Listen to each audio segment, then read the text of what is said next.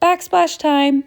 Ivy Hill Tile Kingston White, so excited about it. It has a high level of variation though, so before I put it on the wall, I want to lay it all out to make sure that I don't have too many dark pieces beside each other.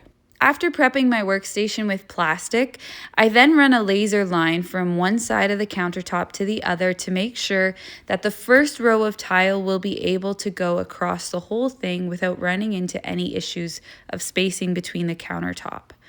And so right here, you'll see that I've got that laser line, and that's indicating where my first layer of tile is going to be going. I also laid an entire row of tile before actually putting anything on the wall to make sure that I didn't have any leftover awkward little pieces on the edges.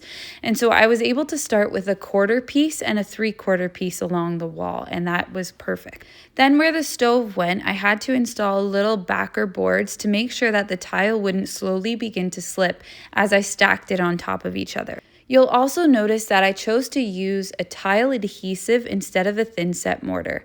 This allowed me to have the flexibility to move the pieces as needed, which also helped me complete the job faster.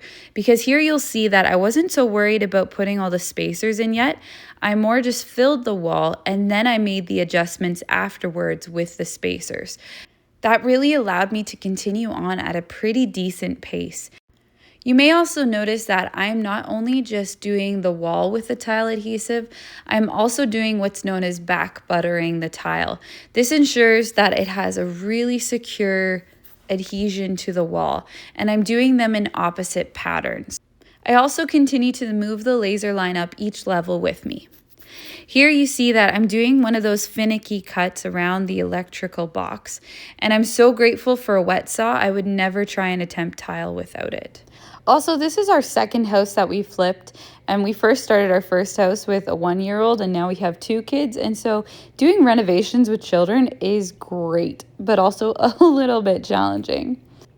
Here you can see that I've put all the tile in place, but now I'm just adding my spacers in to make sure that everything is in line and in order before the tile adhesive has time to set. Here you can see it from both angles of the kitchen, what it looks like before we've grouted.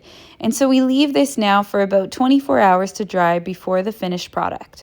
I was so stressed about trying to choose the color of grout, but I'm so happy with how it turned out, and I find that it's really soft and just works really well with the rest of the tile. We bought this house about 7 months ago and have been slowly working our way through renovations. And so if you're curious what it looked like before, check it out. We still have a ways to go, but we have definitely come a long way from where we started. So we have a few more things to finish up, so follow along.